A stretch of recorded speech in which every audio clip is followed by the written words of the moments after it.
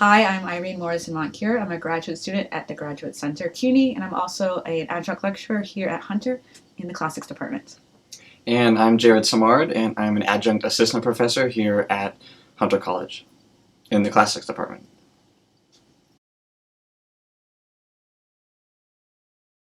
So today we talked a little bit about creating an online course from scratch and some of the challenges and successes that we have had in putting together our own online courses for classics here at Hunter. Mm-hmm. And I think I could add to that we really wanted to bring to really get at both perspectives, both the student perspective and for faculty, how we can go about sort of the best practices for putting on an online course.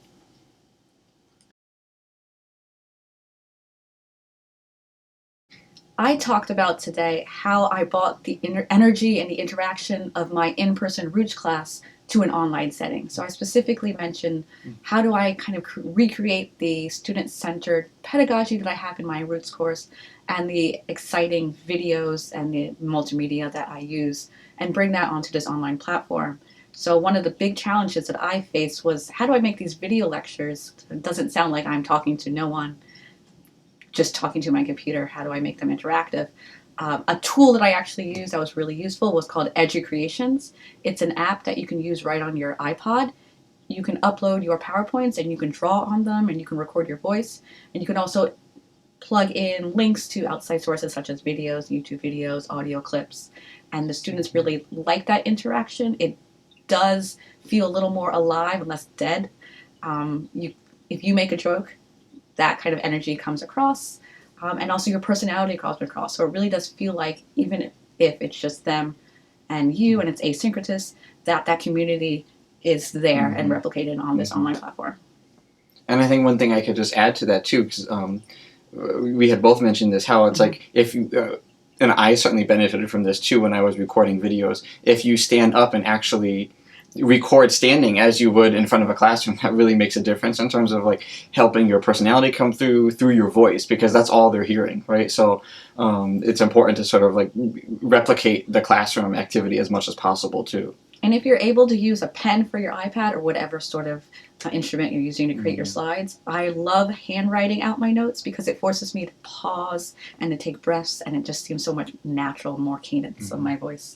And students react to that much more than this robotic voice teaching them from this lecture. So I did, I'm teaching classical mythology online, and this is another one of our popular courses like Irene's, the Greek and Latin Roots of English. And so what I tried to do in my course, I do a lot of art and mythology. So, or other way around, I do a lot of myth and art. So my goal was to try to replicate that online. And while that might seem easy at first because there's just, just images, right? Slides are already there for the artwork. I really wanted to create a sort of narrative around it. So one of the things I've done is use a tool called VoiceThread, which is sort of built into Blackboard, and it allowed me to add the multimedia images that I wanted to show, sometimes video of movies, sometimes just static images of a painting or a sculpture, and create a narrative, a visual narrative of the story they were reading in class and that I was talking about on the VoiceThread. So I think that really helped them sort of visualize the story in their own way. And I think that's an important technique just for reading and reading comprehension, right? Is just being able to sort of actually visualize what's going on in the text. Another tool I've used is a tool called Padlet. And this is sort of like an Instagram board where students can post different things to it. Again, multimedia enabled, so it could be text, it could be a video clip, it could just be an image.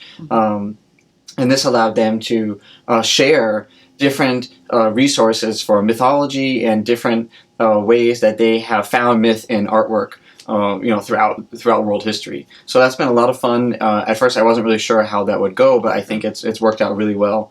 And sort of along the lines of Irene's EduCreations, I think the more interactivity you can enable in online education, the better.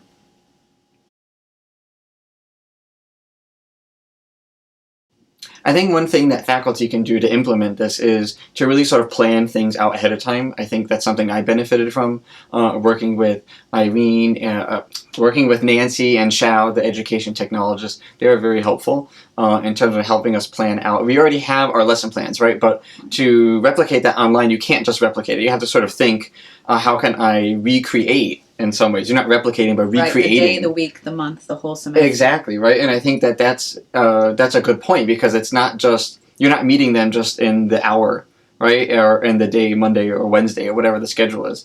You're meeting them every day. And so you really have to plan sort of holistically for the whole semester, every day, what you're going to do, and space out your deadlines that way. And so I think that that's been a benefit, sort of just a lot of planning ahead of time it takes before you actually go and create any of the online material. And I would recommend be a presence online. If you have a discussion board, chime in every once in a while. Post links if a student mentions something to an outside source. Read more. You might be interested in this.